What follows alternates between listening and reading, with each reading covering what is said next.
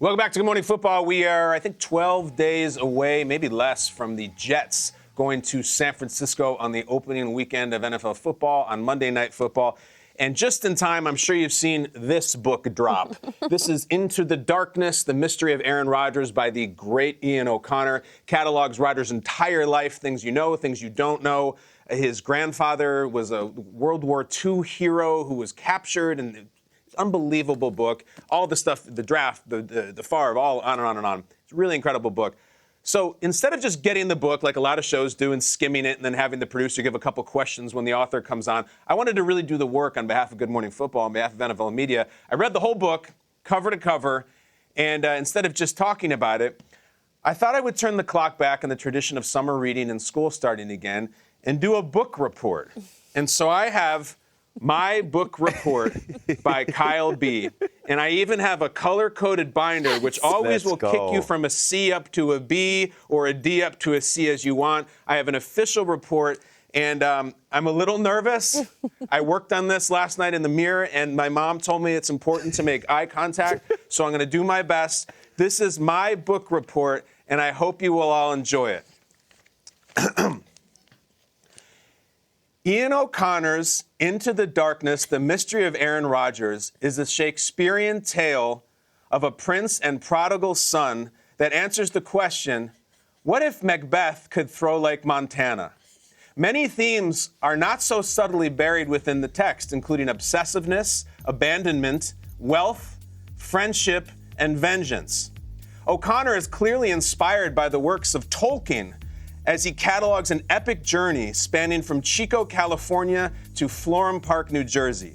His central figure, the mercurial Rodgers, resembles Aragorn, a dashing ranger and courageous leader who fascinates allies with his old age. And yet there are tones of Frodo as well, a sensitive soul from a small village who prefers being barefoot and who becomes tormented by the burden of the One Ring as his life changes and he heads east.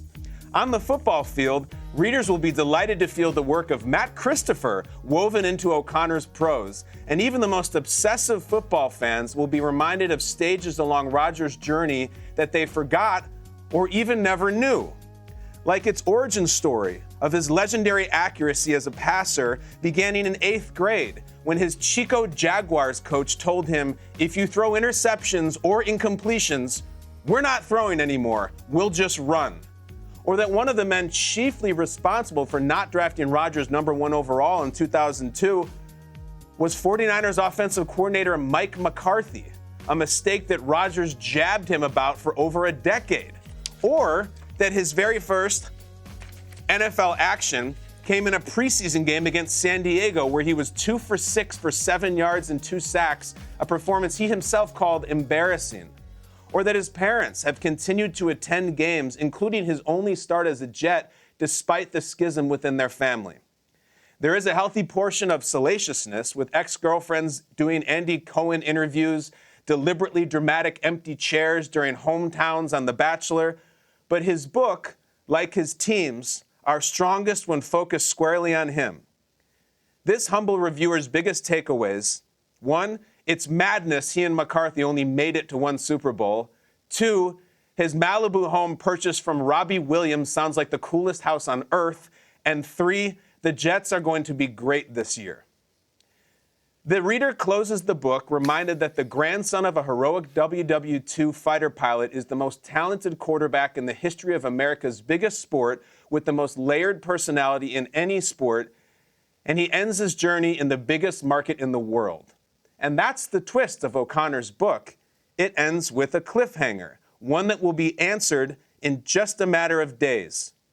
Rodgers went into the darkness for answers, but the biggest answers from Into the Darkness are still yet to come. And that's my report. I worked very, very, very hard on it. I did not sleep last night. I have a glossary, I have a bibliography, I have all kinds of things I can show you to reference my work, but I have something even better.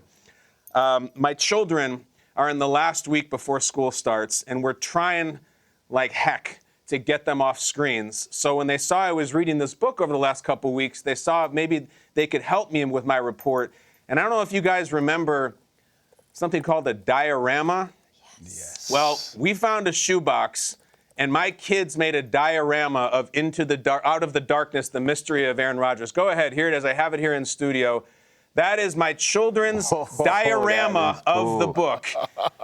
And let me just talk you through it. So here we are at Butte College, my favorite chapter of Rodgers' career when he had no Division I offers. Just before he went to Cal. There he is for Butte College, the Roadrunners, wearing number 4. There's a beautiful set of stands here where my kids drew all kinds of people listening on the radio. I think that person is saying, go, go. Not a lot of fans there at Butte College for games. And this player over here, don't think that's a representation of the Jets. That is Shasta College. Shasta, not the generic soda you find at the grocery store. Shasta, trying to defend him, the smiley-faced son. My kids worked very hard on it. I worked very hard on the report, and I'm sure along his list of great honors, Ian O'Connor is thrilled to finally have a diorama about one of his works. That's it, guys. I'm very proud. If you have questions, follow-ups, or comments, I'm always open to feedback. Kyle, I would be thrilled to lead off the feedback portion of this program. I'm proud of how you were able to weave the words prose, themes, and you had several similes in your book report, which I had to look up the definition of, but I believe you had several of those. A few too many times did you lead your paragraph with the word or. I think you could work on that next time. Lastly, I'm glad that you wove your opinion into your book report. I think that's a strong way to finish up your conclusion. And what could make the diorama even better is if those football figurines could move on a popsicle stick. I know. Wow. You know, I actually thought of last night, we didn't have popsicle sticks, but we had popsicles. And like, guys, can we just take down some popsicles so I can make this thing work? And it was late at night. It was too late for popsicles. I would have done it myself, but it got away from me. So I went into our children's game closet, you know, where they have the board games. And I took these little stand-up suckers that make the figures and the game stands. See these things? Yeah. I grabbed a couple of those out of like their game of life or whatever the heck it was, and so I had to make do, but I wish I could have the popsicle representation. I think we all have our roles right now. It's, you know, we're kind of like a little classroom. Sure. You know, It seems like Kyle, obviously you're presenting. Jamie's taking the teacher role. I'm going to be that classmate that you had, Kyle. That there are a lot of big words that you had in your book report. I put schism on there. I'm that classmate. I'm 33. I still didn't know what schism was. So I'm probably that classmate that's just looking more at the diorama than the book report. But, brother, I applaud you for that amazing delivery of the book. I think, again, I'm that classmate. I was just like, wait, what does that word mean? You know, so, man, you're the best. On the edge of his seat.